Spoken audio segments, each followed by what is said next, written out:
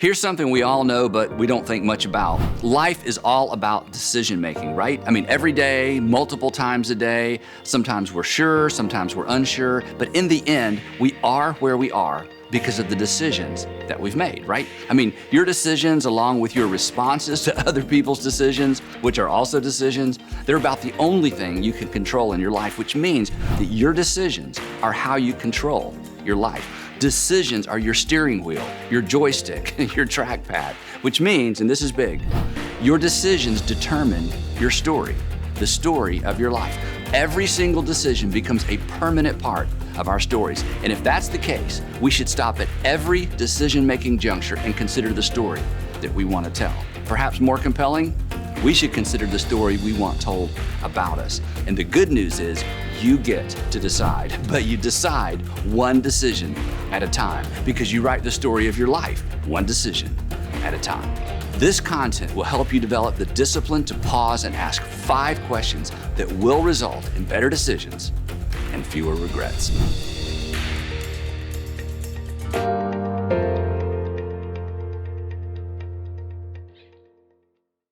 Better decisions, fewer regrets. I'm obviously not Andy Stanley. I know I look just like him. He's actually my dad.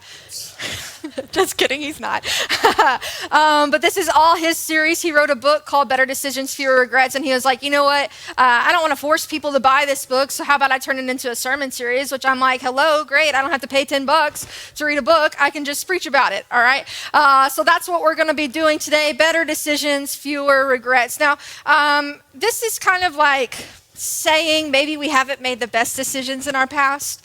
All right, so I don't want to knock you down today, but sometimes we do some things that, maybe later in life you're like, ooh, okay, I could have done better. So I don't want to really look at this like as regrets, because sometimes those regretful decisions lead to better decisions in life. It lead to better opportunities. So I don't want to knock you off your high horse today. I want you to feel good about what we're doing. So I actually want to talk about 2 decisions in my life that I've really enjoyed. Not really. The first one was right after my freshman year of college. I'm an only child. And I didn't want to ever spend any time away from my parents, so I never went to summer camp. I know, depression, right? So now all I want to do with my life, if you don't know me at all I really want to do with my life is like own and operate my own sports camp. But I've never been to camp, so that might be a little bit weird, right? So the summer after my freshman year of college, I got accepted to go work at this summer camp, and I was super excited about it because I was going to be a photographer, and I really enjoy taking photos. I'm not super great at it, but it's just something I enjoy. It's a great hobby of mine.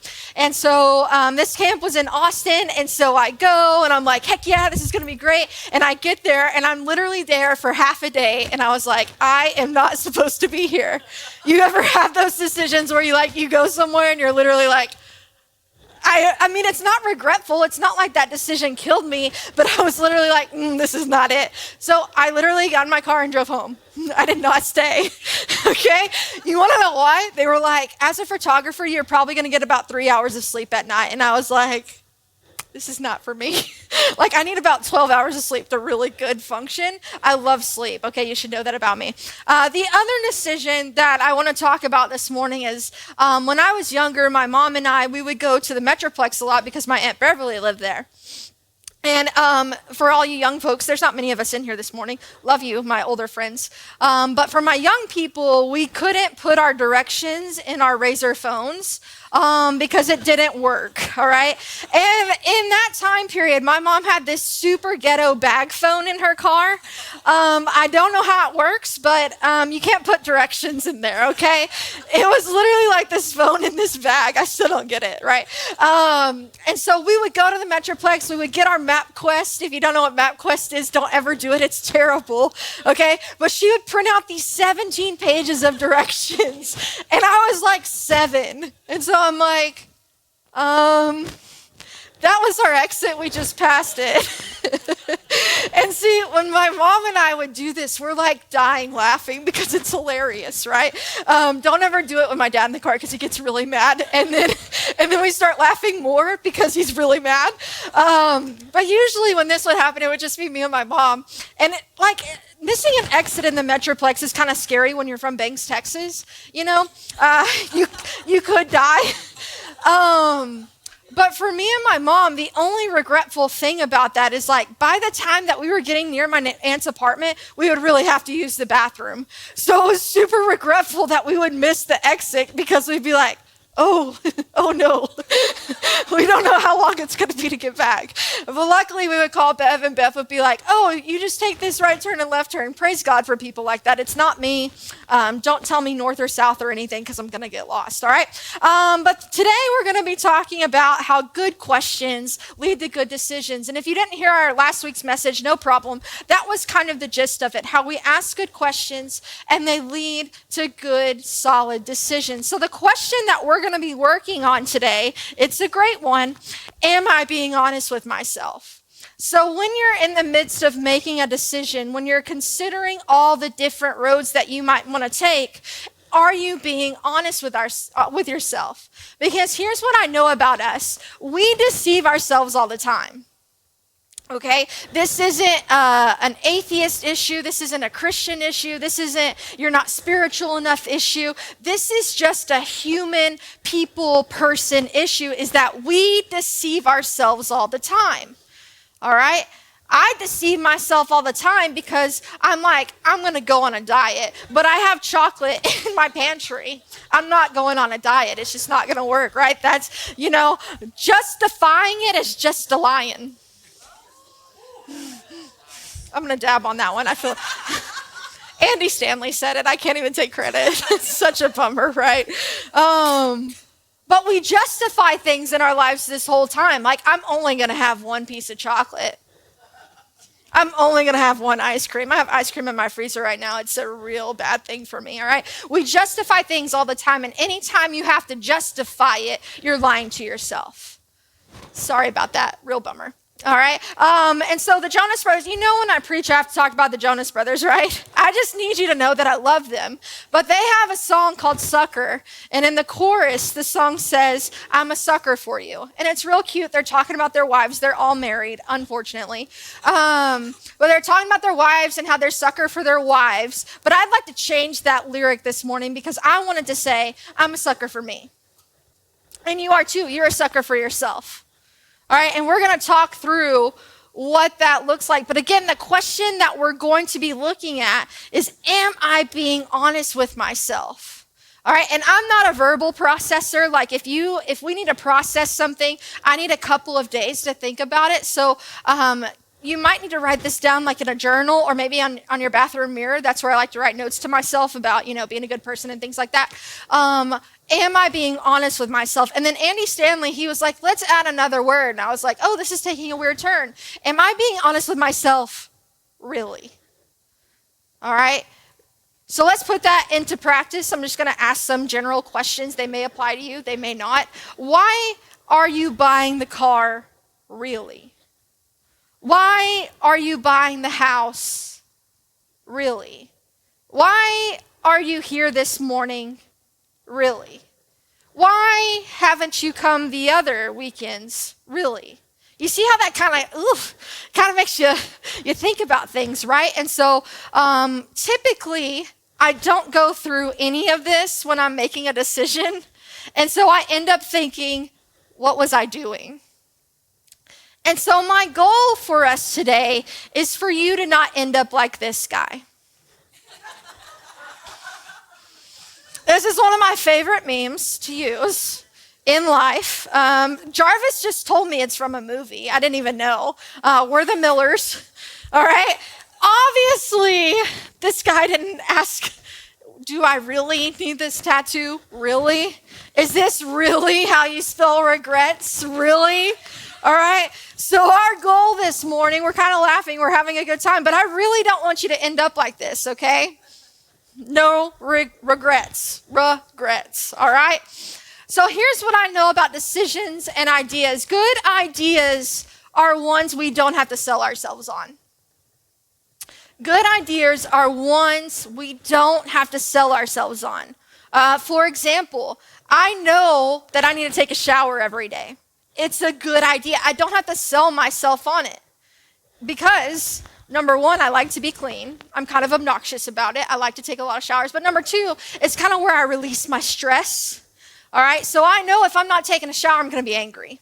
All right. So that's a good idea for me. It's a good idea for me to pay my electric bill because when KV gets hot, she gets grumpy. All right. So that's a good idea. It's not things I need to think about. It's just a good idea. It sells itself, right?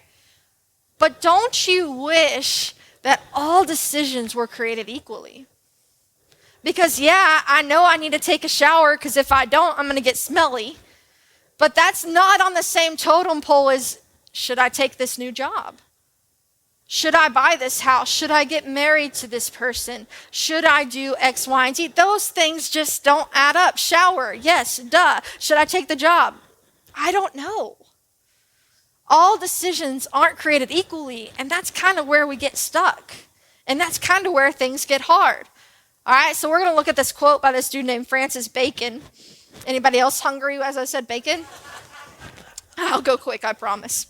All right, he says, the human understanding, once it has adopted an opinion, draws all things else to support and agree with it. All right, so that backs up my claim that we all deceive ourselves. All right, and though there may be a greater number and weight of instances to be found on the other side, it neglects or despises or sets those aside or rejects them. So in other words, we naturally want what we think about and desire. I naturally want the Jonas Brothers, one in particular, but he's married. We'll get past that, okay? I naturally want to find a husband, and I'm going to keep searching, and I'm going to throw away all the bad ones if they don't fit in my little box, all right? And here's anything that is opposite of our desire, we push away. And that's how we deceive ourselves, because we start to think about, ooh, I want this, I want that. And so anything that's not that, we automatically push it away. It gets a little bit sketchy because we deceive ourselves. All right, so today we're going to be talking about Jeremiah. I'm not going to be taking you into specific verses because we might be here a whole year. But I am going to tell you a story specifically about what happens in the book of Jeremiah. Now, if you don't know Jeremiah, that's okay. He's a prophet. In other words, specifically right now, in this story that we're going to be talking about, he's a life coach. You know what a life coach is? It's Scotty Crawford.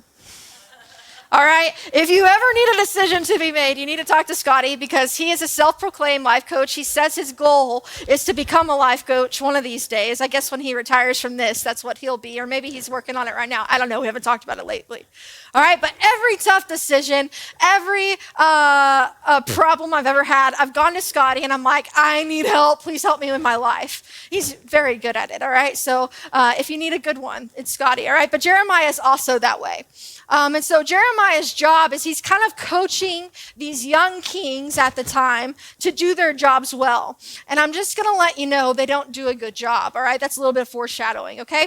Now, I'm just going to preface this with, anytime I preach, I usually get hard names to pronounce. And I kid you not, I spent 15 minutes the other day on Google pronunciation trying to pronounce these names. Hopefully there's grace for me today, okay? And try not to name your kids anything hard like this. Got it? All right, just name them KV. That's what my mom did, right? All right, so the first one we're going to be talking about is King Jehoiakim.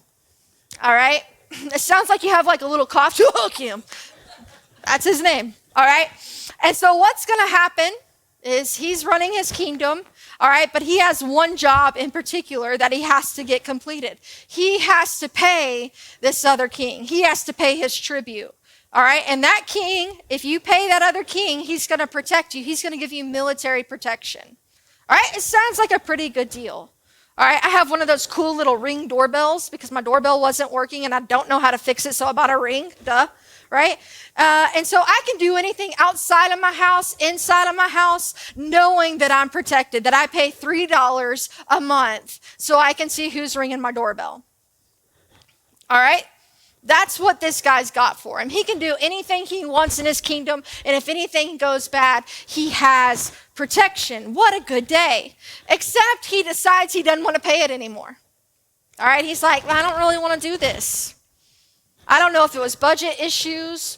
I don't know if, he wanted to spend that money elsewhere, but he's like, I'm not doing it anymore. Unfortunately, the day he decides to stop paying is the day the other king is angry. All right, that other king's name is King Nebuchadnezzar. All right, and so that king is going to come into this guy's kingdom, and basically what happens is like, yo, fam, you've got to pay up or I'm going to kill you. Except King Nebuchadnezzar is not like that. King Nebuchadnezzar instead says, I'm going to capture you and I'm going to put you in jail and I'm going to parade you around anytime I want to, just so I can remember that I beat you. You have those people in your life that constantly say they beat you. One time I beat Scotty in dominoes. He's still mad about it. And what you need to know about this story is our decisions don't have an effect on just us. All right? This king is going to find that out quickly. It's going to affect everyone around us. And you may not think that's a big deal, but guys, if I decide not to shower, I'm going to smell and you guys are going to smell me. That affects you, right? If I make some huge life-altering decision, it could and it will affect the people around me. All right, so we're going to get another king. They're going to appoint another king of this kingdom. It's going to be Jehoiakim's son, and he's going to last 3 months. And again, it's not going to work out. And Jeremiah, this whole time, Jeremiah's like, yo, fam, if you'll just pay the money, everything's going to be fine. That's all you have to do. And they're like, nah, that's not a good idea. All right, so then we're going to get another king. And this king's name is Zedekiah. All right, and here's what Zedekiah says. Jeremiah comes up to him. He's like, listen, the 2 kings before you, they don't want to pay this bill. And he's like, okay. And Jeremiah's like, I think you should pay it. And he's like, nah, you know these people, right? I'm kind of this person when people are like, you should really do this. I'm like, no thanks. I just don't want to do it because you're telling me I have to, right? And that's kind of how this king is. And he gets so mad at Jeremiah, he completely puts him out of the picture. He's like, Jeremiah, get away from me. I don't need your advice. Look what 2 Chronicles says about this king. He did evil in the eyes of the Lord, his God, and did not humble himself before Jeremiah the prophet. So guess what happens? He gets captured too. We tell this whole story for one little verse. One thing you need to know. Jeremiah is watching this whole thing unwind. He's seeing it before his eyes. And this is what he says. This is what he wrote down. The heart is deceitful above all things. See, these kings, they had so much pride. They couldn't lay down that pride just to pay some money so they could be protected. Honestly, they're paying money so this other king doesn't go crazy. That's literally what they're paying for. All right, they couldn't just do that one thing. The heart is deceitful among all things, above all things. And I know this to be true because when I go to Walmart, I have to have a list. Anybody an anal list maker? Just me. Okay, Emily, thank you so much. I know my mother is. That's where I got it, right? But when I go down an aisle, I don't want to spend 20 minutes going down aisles that don't matter. You want to know why? Because I'm going to buy stuff on those aisles, all right? So let's say Scotty's going to buy us a school bus, all right? And Scotty's going to be the driver. We're probably going to die. But we're going to go to Walmart. We're going to take a church trip to Walmart. Sounds great, right? But we don't have a list, all right? And so we're walking the aisles, and I spot this beautiful TV. All right, I got a TV 2 years ago, and it's a smart TV, and I love it. It's great. It's awesome. But this one's better. And I form an attachment with my heart. And my heart's like, I want it. And that's all my heart can think about is that it wants it. It wants it. It wants it. And you know what your heart does? When your heart forms a connection with something, it sends a message to the brain. I imagine my heart's like, yo, KV brain, what's up? Wake up. Wake up. All right. And then it's like, hey, you know that new TV we saw at Walmart? We wanted it. We wanted it real bad. And you know what my brain does? It says, no, we don't want it. We need it. We need it. All right? That's why I go to Chick-fil-A so much. Dang it. I don't want it. I need it. Amen. Yes. It's the Lord's chicken, you know? The heart is deceitful above all things. And I'm kind of joking here, but I bet you can place something in your mind where your heart was like, I want that so badly. And all of a sudden your brain was like, yeah, we got to need that. We got to go get that. The heart is deceitful above all things and beyond cure. Dang it, right? I've just spent 15 minutes with you just now talking about our hearts and how it's deceitful, and now I'm telling you there's no cure. You got to live with it the rest of your life. Have a good day. That's it. That's all I got, right? Who can understand it? So even this great life coach, prophet, he's saying, man, these kings, they had it all wrong. It was their hearts. They're so deceitful. My favorite rapper, Propaganda, says, our cheating, beaten little hearts. Oof. It just paints a perfect picture of what's happening. So today, the only thing I can do, there's no cure. I can't give you any medicine that's going to make your heart undeceitful. That would be cool, though. Today, I can only help you combat it. I can only help you try to get over the hump, all right? And the way we combat it is by asking this question. Are you being honest with yourself, really? If I see that nice, beautiful TV, am I being honest with myself that I really do need that? And the answer is no. Am I being honest with myself, really? Am I really, really being honest with myself? Because when you have those big decisions, you don't just want to take one and not ask this hard question. You don't want to go down the wrong path because you didn't ask this question. Because here's what I know. You owe it to yourself to know the truth, even if it points you in a direction you weren't intending on going. I can tell you, never in my life did I ever expect myself to be a pastor. Never in my life. I didn't even really like Jesus until I was 19. I didn't really get it. I didn't start loving him really until about 5 years ago, really. But sometimes you got to ask, am I being honest with myself, really? And I promise you, if I wouldn't have asked that question, I wouldn't be on this path, because women don't really do this. You owe it to yourself to know the truth. Owe it to yourself to know the truth, even if the answer is painful. Typically, I don't like the answer. I don't like the question, am I being honest with myself? Because sometimes that kind of lets out some dirty laundry about myself, and that's kind of scary, and I don't want to know any dirty laundry about myself. This morning, in our pastor's meeting, in our church meeting this morning, Scotty's like, we're going to be real this morning. Tell me how you are. And it's so easy to say, I'm okay. I'm doing fine. Am I being honest with myself, really? You owe it to yourself, even if the answer is painful. And sometimes the answer is painful. Because here's what I know, man. There's 70 other jobs out here that I could make 2 times as much as I'm making right now. But would it give me the happiness of what I'm doing right now? Would it give me the purpose that I have right now? The answer is no. The answer is no. I probably can't make 2 times what I'm making in Brownwood, Texas, but maybe. You got to ask those hard questions, because sometimes it looks perfect and that gift at the end of the road is like beautifully wrapped, but maybe you're missing time with your family. And is that worth it to you? Is it worth it to miss time with your family? Is it worth it to miss your kids growing up? Is it worth it? Really? Another way to ask this question is, am I telling myself the truth, or am I selling myself a regret? And sometimes, like I said earlier, maybe the decision you made isn't super regretful. Maybe it's just kind of like, dang it, I missed that. Maybe I missed that. So before we leave today, I want to start the process for you. I want to start the process of hard questions. All right? Don't hate me for these. You may relate, you may not. But as you walk out the door today, if you've got a big decision that you need to make, I hope you consider asking yourselves these questions. Why do you continue to go out with him or her, really? Why, for me, it's like, why do I continue to talk to these dummies, really, when they don't love Jesus? That's a big thing for me. I got to chunk them in the trash pretty early. Why did you file for divorce, really? Why are you on the verge of maybe filing for divorce, really? I don't know the answer for that. I don't have anything to relate to that.